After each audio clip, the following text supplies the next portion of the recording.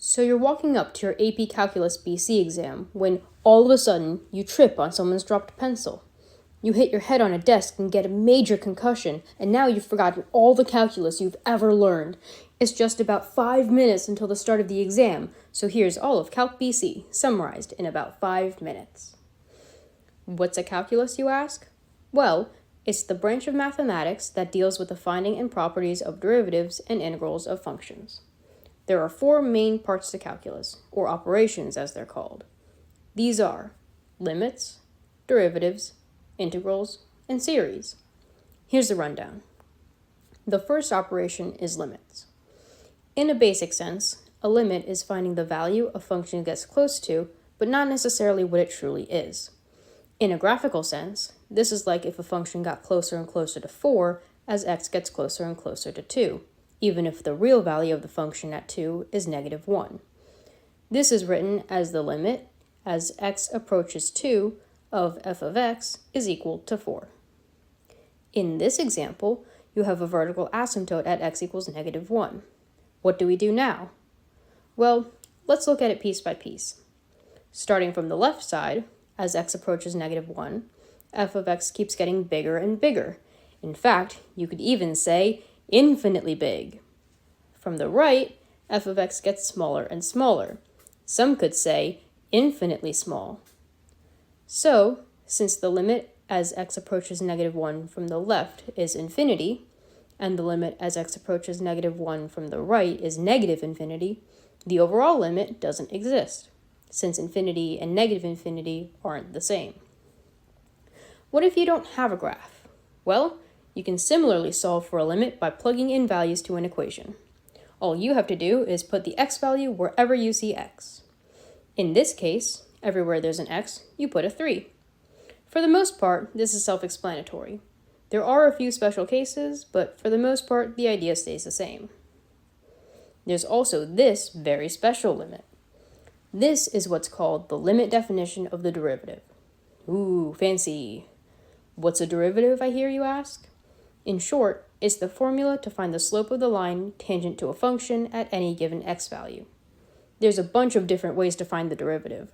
You can use the limit definition of the derivative, where you plug in your values, simplify, and voila. Alternatively, you could use the power rule. That's where you multiply by the exponent, then subtract 1 from the old exponent. This method makes finding the derivative a lot faster, but it doesn't always work. Take this function, for instance. Since it's a product of 2 terms, namely x squared and 2x minus 1, you can't just do the normal power rule.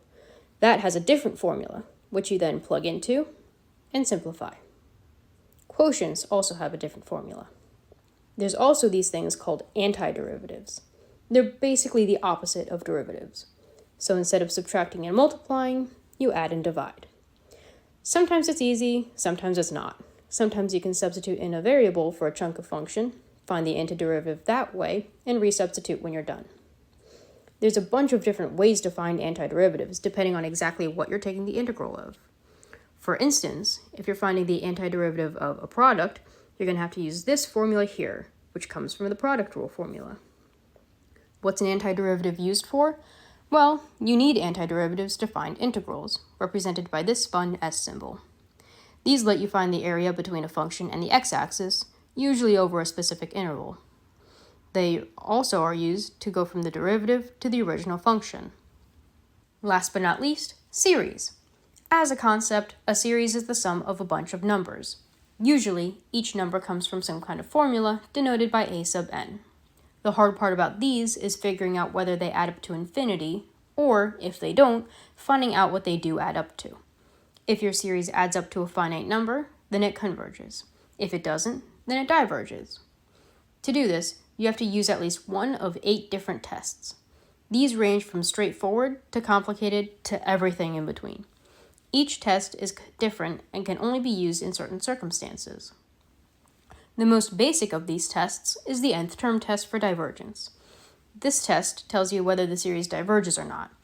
If the limit as n approaches infinity of a sub n is not 0, the series diverges.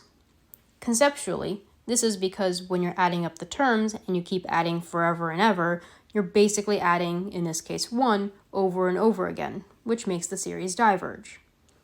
Another test is the geometric series test. If a series is being multiplied by the same ratio r, it's considered a geometric series. In this case, all you have to do is check whether the absolute value of r is less than 1 or not. If it is, then it adds up to this formula here. If not, then the sum doesn't exist. So that's the basics of calculus: limits, derivatives, integrals, and series. Now you know everything you need to get a 5 on that exam. Well, sort of. Best of luck!